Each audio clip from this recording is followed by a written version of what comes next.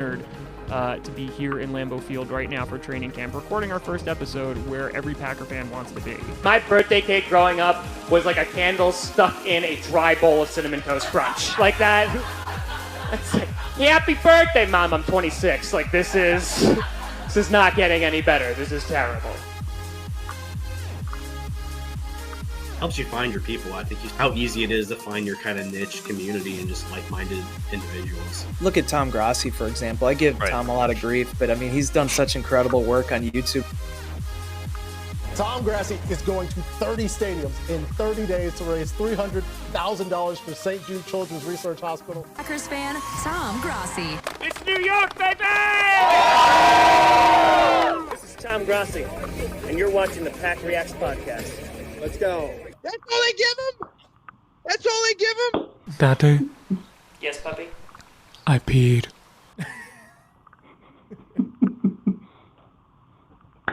We have conversations with Puppy in there. We got all the hits. Oh, we do. We absolutely do. And folks, welcome to Pack Reacts. I'm your host, Jeremy Hadler, along with my host, Mike Arvanio. And tonight we are joined by a guy who looks like Jim Carrey. If you ever seen Ace Ventura, it looks like a little bit. Not fans with T Swift fans. Some don't like him because she likes to make her bigger announcements when Tom has something big to say. But we are joined by one of the most beloved creative voices in football, who started as a high school teacher to becoming a full-time creator, full-time content creator. NFL Fan of the Year he's won before. Featured on NBC, as we just saw there, NFL Network, Packers Social Media, GPS with Brand Perna, Clickbait Sports with 5 Point Vids, Screw Magruder, and Urinate Treat, of course with Brand Perna, we can't keep him out there, but also known for his hilarious skills, deep league analysis, numerous charities, is what I always know Tom for, through raising thousands to millions of dollars, and of course with one of the biggest sports fan communities I know, especially in social media and YouTube, does chaotic good, is what is Tom Grossi, chaotic good. But let's give a huge welcome to Mr. Tom Grossi. Thanks so much for having me, guys. Appreciate it. Thank you, Tom. Thank you. Thanks for joining, Tom. And First of all, I like the 30 and 30 shirt. We got the Grossi Posse shirt. We're repping all the that's way. it. And we got your signature. If it still I was lasts gonna say, all is that the signed one that I did. Yes, that's right. Yeah, remember that. Yeah. And appreciate your what do you call it? Intro there. We've had that since the beginning. So 30 and 30. It was a very kind intro. It was great. But no, thanks for coming on. It's been a guest that we've been waiting on for a long time, so we really appreciate it. I've been a watcher of Packcast since the beginning, back from when he was doing the Game of Thrones episodes. Game of Toms, baby. Oh yeah, that was who could ever forget Game? That was actually the first time that I got on TV, because I was like on Good Morning America because of my reaction to something that happened at Jon Snow. I still won't spoil anything, but yeah, I that made it on its way to it. I was like, oh man, this is my big moment. It was not. It was not. A lot of big moments to come.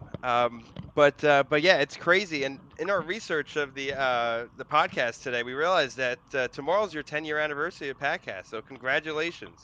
That's I appreciate you. Crazy. Yeah, it's the 10-year anniversary of the release of the first episode of Packcast.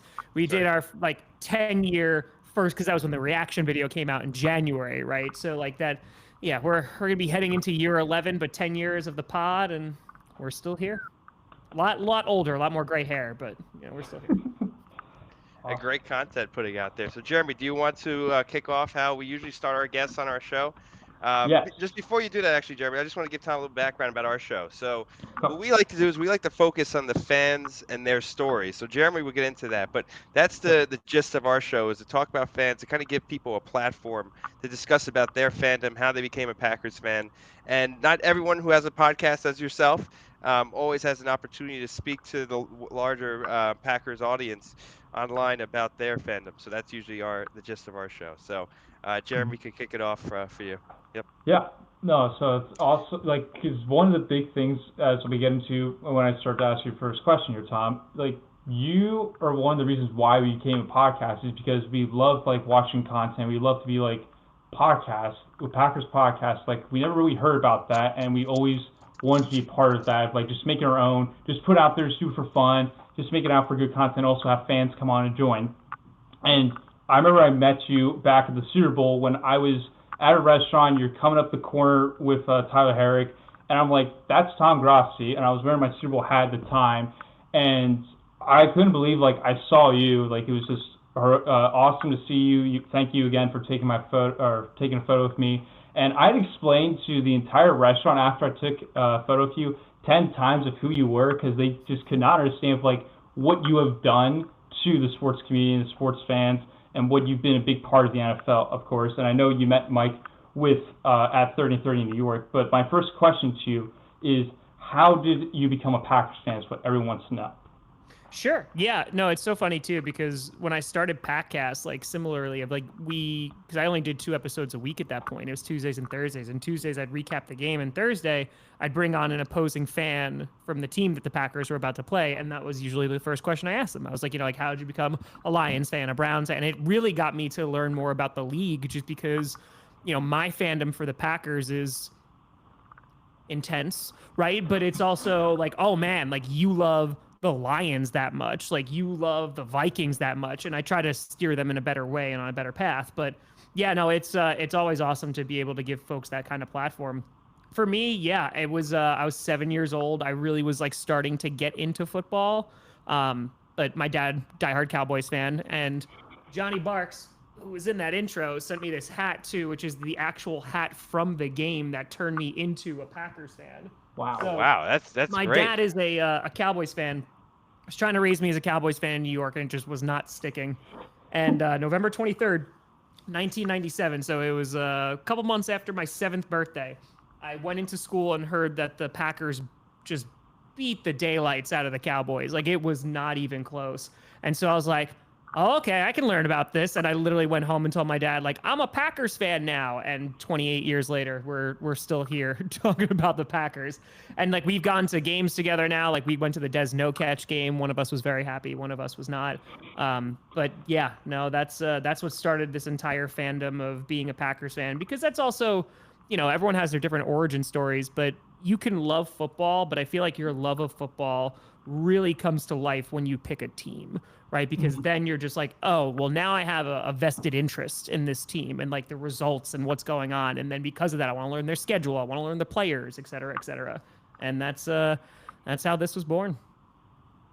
And I think what's interesting too is actually everyone on the stream here is not normally from Wisconsin. Yeah. Tom now is in Wisconsin. Congratulations on the move. We'd love to hear about the logistics and how everything went a little later on. But I grew up in New York. Jeremy grew up in Pennsylvania.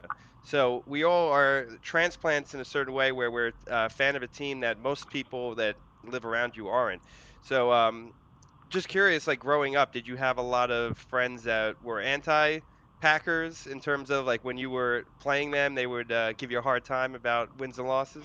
Oh, it's even worse. I was in high school during those giant Super Bowl runs. So It was the first one where Tom Coughlin's face is as red as a cherry outside, and then that ending with the Brett Favre, and then 2011 and the Giants ending that, and then going on to beat the Patriots yet again. So yeah, I mean, in a predominantly giant-filled high school, yeah, it was tough times. Like, I went to college, and I think by the end of it, there was maybe 2 Packers fans, and I was one of them. So there weren't a ton of Packers fans around, but to your point, like that strengthened my love for them even more so, because like seeing a random Packers fan on the street was like finding Waldo, right? Because it was like, oh man, like you're a Packers fan. I never see Packers fans. And it wasn't until the very first football game that I went to, which was Packers Giants, when Michael Strahan broke the record against Brett Favre, and they beat him pretty good that day.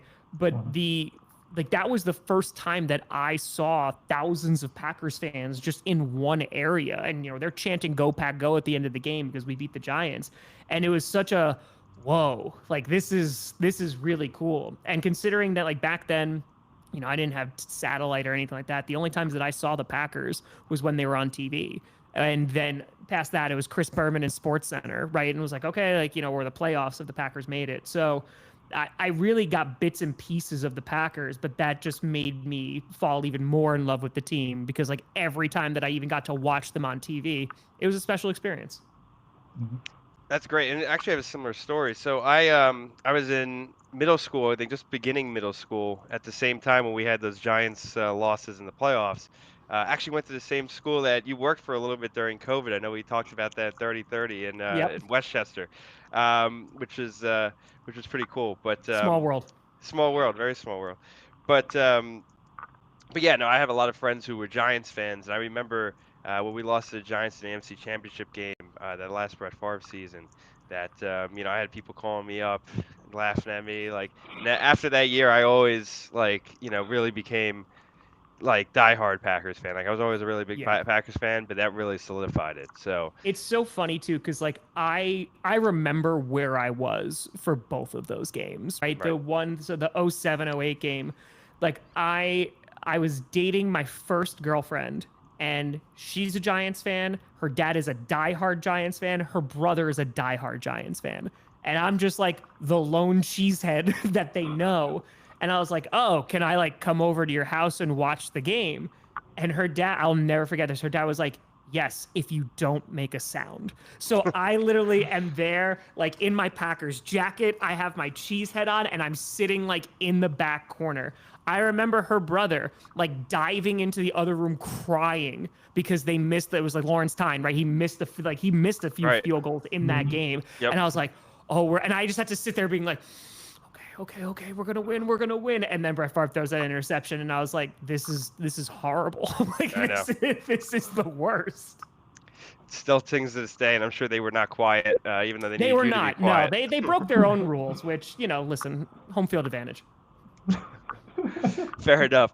To go into my first question, so you had mentioned that growing up in New York, like it was always great to find a Packers fan because it was like a needle in the haystack, right? Mhm.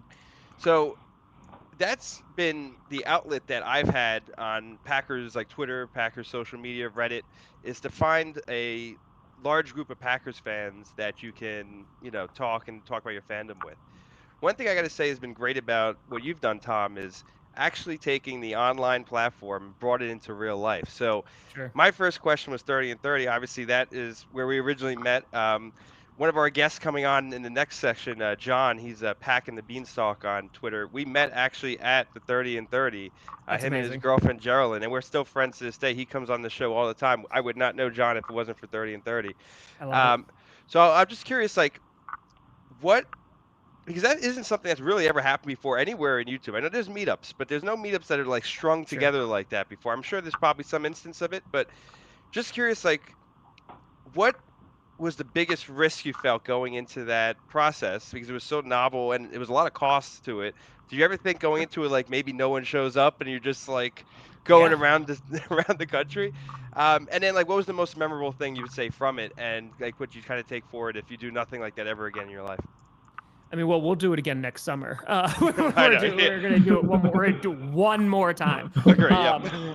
But yeah, no, you're 100% correct, and you hit the nail on the head because there's the financial cost, right, of just like covering all of it, right, and it's me and Johnny, so I'm paying for both of us. The flights and hotels are usually being booked the night before, so like a lot of it's coming out of pocket, and it's extra expensive because it's so short term. But for me, I tell this all the time. I was just talking about this the other day. There was only 6 teams that said yes. Like 6 out of 32 teams, like 6 stadiums out of 30 stadiums. Those aren't great numbers, right? And so I left for Green Bay with just those teams saying yes, hoping that this would gain enough of momentum that more teams would just allow me to, just walk into their stadium for 5 minutes and be like, oh, look, here's their stadium, and then walk out, right? So there was that it could blow up, and then 2 was that absolutely nobody cares about this and nobody shows up, because before that, so this is in 2023, I want to say it was close. It was like 460,000 subscribers. So because I hit 100,000 September 1st of 2020, and then I left in teaching June 25th of 21. And since then, it was just like work. Like, this was 7 days a week. And so we really were able to grow this thing. And so ultimately, when I showed up for 30 and 30, we did the Packers first. And I was like, maybe there's going to be like 12 people at this fan event. There was like 40. And I was like, whoa, okay. And back when we started this, we were doing 2 a day, that did not last very long. And then going through like Chicago, there was a bunch of people. Minnesota, there was a bunch of people. Detroit, there was a lot of people. Like we packed out a restaurant in Detroit. But it was really going to Cleveland because that was the first out of division city where I was like, okay, let's see if people really, right? Because Packers fans will show up. Maybe within the division, sure, right? It's Packers adjacent. But then like the AFC North, who cares about Tom Grossi, right? And I had talked about football in the entire league, but I didn't know what kind of poll it was. And there was still like 30 people that showed up in Cleveland. There might have been more, but there was like at least 30 people. And then the next day there was over 100 people in Buffalo, right? So it got momentum as the videos started coming out because people were like, oh, people are showing up to this thing, and these fan events are also turning into something else. Because originally they were like, oh, hi, how are you? Nice to meet you. But then as you were talking about, Mike, as they went on, people started talking to each other. And real quick, I'll do a quick aside. I was in Japan earlier this year, and there was a fan who showed up at the Munich fan event from the International Stadium tour. And he was just in Japan. He just happened to be like in the same park that I was in at the same exact time. And he came up to me and he showed me his phone. And he has a WhatsApp group chat with like 3 or 4 guys that he met at the fan event. And now they all get together and watch American football every Sunday. And like you said, like that wouldn't have happened. And so what I got out of 30 and 30 was like, oh, like this is a community. Like there's one to have it online and like, have support and have numbers behind it and people show up. But it takes a lot for people to come out, right? Whether it's traveling 20 minutes, whether it's traveling 3 hours. And the fact that people were willing to do that and they did it for a free fan event where I was tweeting out where the location was like 2 hours before because I didn't know where it was going to be. It was just such a special experience, man. And it really solidified just a ton of people coming together with like just the greatest of vibes and just doing something for charity because that's all this was for. And, yeah, man, it legitimately was like a life-changing event because it was the happiest I've ever been. That's awesome. That's great. And one thing I wanted to mention too, and I'll let Jeremy ask his question, is this show actually largely exists, one, because of that like where's Waldo moment. I was on vacation. Yeah. Jeremy was working a lifeguard job, and I had my Packers jersey on because we were playing the Vikings. This was back in COVID, yeah. So what, the 2021 season? Yeah. And COVID, yeah. Yeah, and we kind of hit it off on that. But one of the things I remember very vividly talking about was your show, Tom. So, that was one of the reasons we had just met that day, and we were already talking about YouTube and that. And who would know, like 2-3 years later, we'd start this podcast. So that's another thing, So it's crazy, man. And that's what I mean, right? Like coming out to these fan events too, like they're free, right? And sometimes they are just like, hi, Tom, talk a little bit, picture, sign things, whatever, and you be on your way. But the best ones are when like people actually talk and people get to know each other because that's the whole point of this, right? Is that we're all coming together, to celebrate football or do charity work or what have you. So yeah, just being able to combine those things, it's fantastic. Awesome. That's awesome here. And my second question to you, Tom, is what made you become a content creator after your Packer playoff reaction videos we all saw with like the Seahawks one? I always remember that vividly because that's the worst loss I ever seen as a Packers fan. But we saw a rise from the Phoenix's ashes was you, Tom. We saw that. So that was the great part, I would say, out of that. Yeah, I mean, it was like I have always created stuff. I did improv in college, but before that, like I made a ton of home movies, like with my best friend, like as the years go on, like when we were teenagers and stuff, we made like Lord of the Rings, Harry Potter, James Bond, like basically anything that we could do. And like, I wrote all the scripts for that. And like, it was just fun of just being creative. And during college, like I really found my outlet with improv because I really, really enjoyed improv. And it wasn't until I left college that I wasn't doing improv anymore. And I was like, well, it's really tough to like get people together. And so I did stand up because like that kind of like scratched that itch of like, okay, it was the day that Robin Williams passed away. I was like, you know what? Like I'm going to go open mic because why not? And so instead of working at my office job, I wasn't a teacher yet. I was just writing jokes and was just like, all right, let's try this. And what's the worst that happens? I suck and they boo me off stage. Okay, it is what it is. So it was a bit of that, of like always wanting to be creative and like wanting to create, but then the Packers and combining that, I mean, just making that video, because I agree with you. That was, 4th and 26 was really bad. There have definitely been some really bad championship games or games against the 49ers, Buccaneers, that were really bad. That was but bad. but that one, that one is like a oof. And it did not help that the Fail Mary, was not that far removed. It was only a couple seasons removed, so I already hated the Seahawks. So it was a matter of, Sunday was for morning, Monday was for morning, and then Tuesday was like, if I wasn't a Packers fan, I'd have to laugh at all the things that went wrong, right? From the Brandon Bostic thing to the fake field goal to the 2-point conversion, like all these things that could have gone wrong went wrong. And so I sat on the couch that I'm looking at right now. I turned on a terrible camcorder that I had. I had no lighting. I had no microphone, and was like, let me just record this. I had no idea what I was doing. And it was the response from that, because I think that got like 60,000 views, which back in the day I was like, whoa, I think I made like $20. This was like oh, okay. It was cool to make something, but the response from Packers fans was what really put it over the top, because it was like, wow, this is the first time I've laughed in 2 days. Right? Like, this is the first time that I've cracked a smile because of how depressing this game was. So that really kind of put me on the path of, okay, like, it's not just about the creating of the content. It's about, like, the people that you can bring together and share, commonalities and passion, etc. That really kind of lit that fire, and that has just grown and grown over the years. And to jump from that, so one thing I wanted to hit on is, not only is your podcast comedy related, NFL related, but it's also about doing good in the world, chaotic good, as you like to call it. Obviously, 30 and 30 was not just to meet people, it was also to raise money for St. Jude.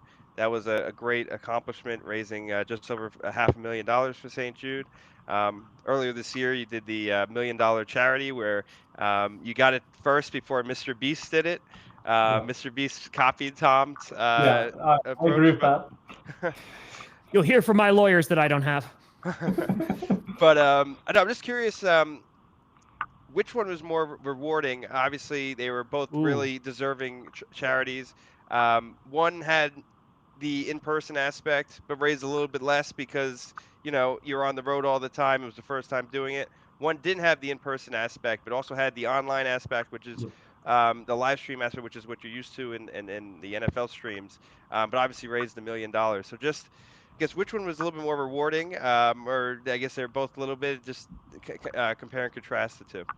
Yeah, I mean, they're definitely very different, right? Like, not only are they for different charities, because Children of Fallen Patriots is also a smaller charity. I don't know, man. Like, I don't know about more rewarding. I mean, because 30 and 30, I've said this a couple of times, like, it legitimately, like, redefined what my definition of happiness was. Because I was exhausted, dude. Like, every single, you saw me early, right? So you were able to kind of be like, oh, okay, he just has a bleeding elbow and a bad back right now from the table in Buffalo.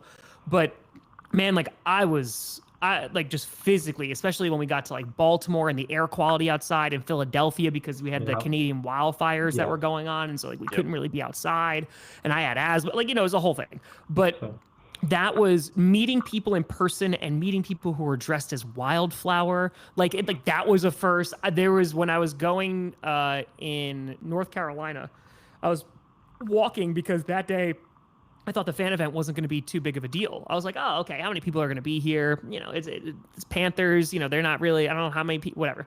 So like, I'm going to Whole Foods, like, I'm doing laundry for the day. Like, I'm trying to get all this stuff done. And I'm walking down the street and I see someone walk up with a Chiefs jersey and a Lenny crown. And I literally just like look at them and they're walking and they look at me and they're like, wait a minute. And it was just this, so just meeting people and kind of, I don't know, like we all got along. And I was like, why? I said this in Baltimore. I was like, why are we all getting along so well? And I was like, these are your people. Like, this is literally just like people who have a shared interest. They like your kind of humor. They like your jokes or whatever. So that in itself, just like that in real life aspect of it was incredible.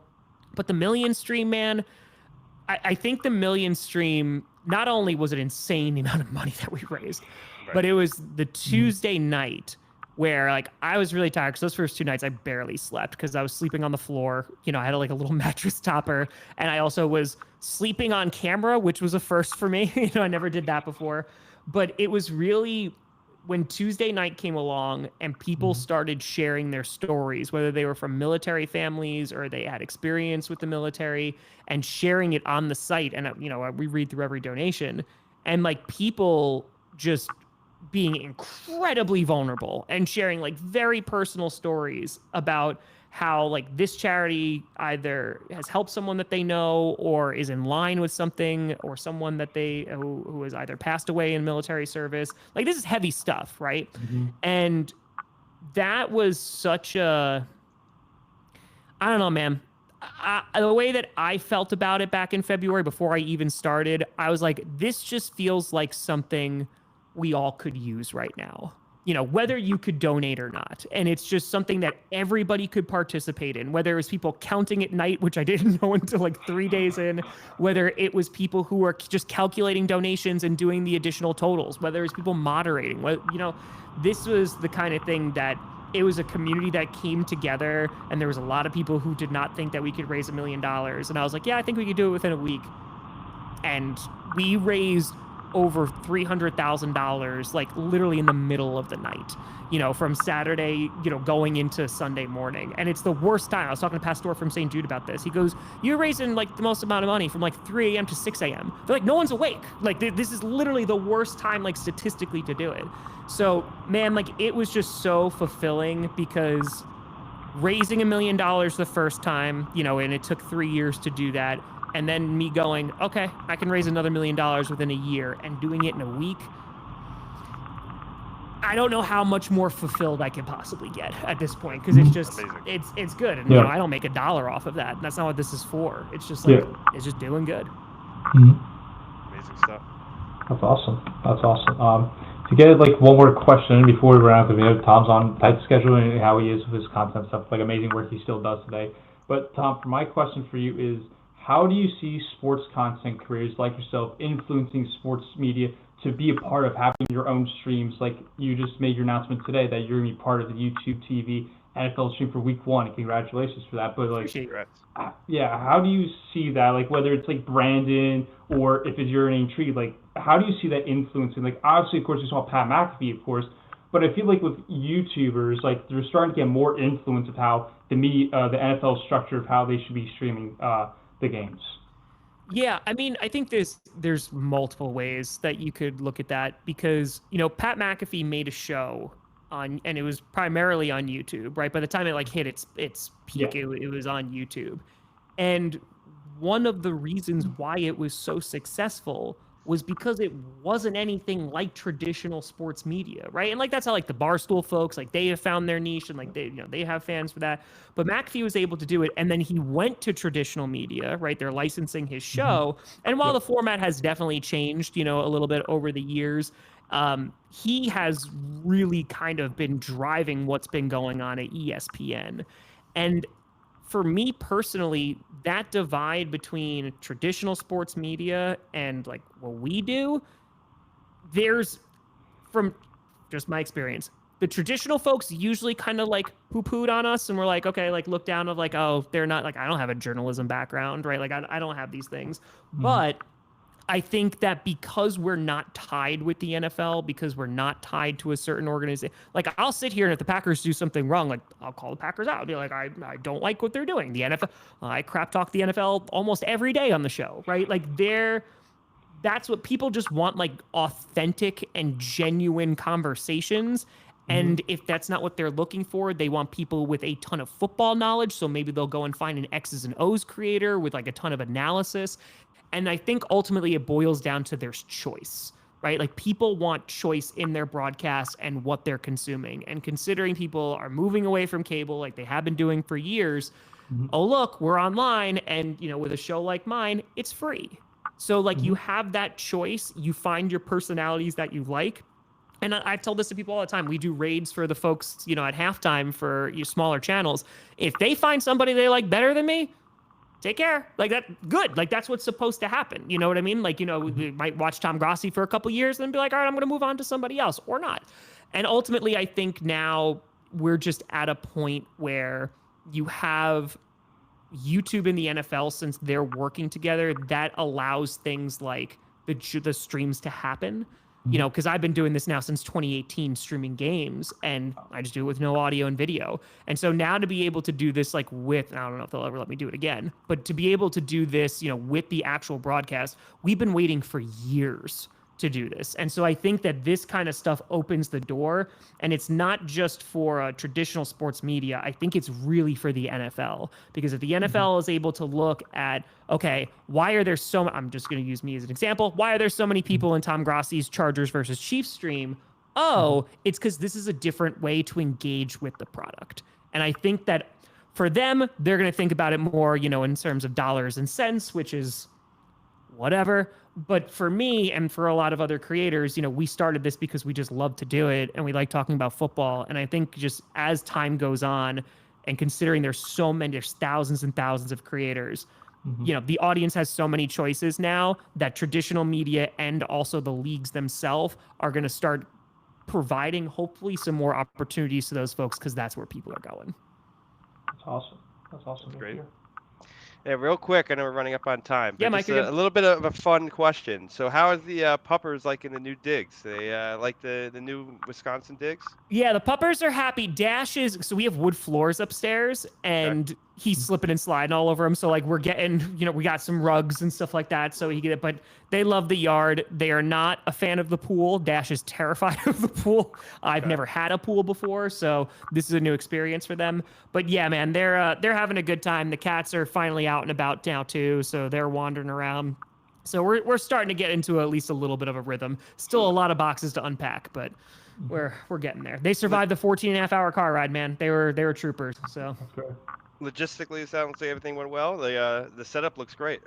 Yeah, I did this in a Saturday. We did the hats one other random day. Yeah, things are slowly coming together, and I wanted to keep it very similar to the old set, at least for the first year. You know, just because by the time I moved in here, I only had a month until the season anyway. But yeah, we're starting to come together, and it's it'll get me through the season.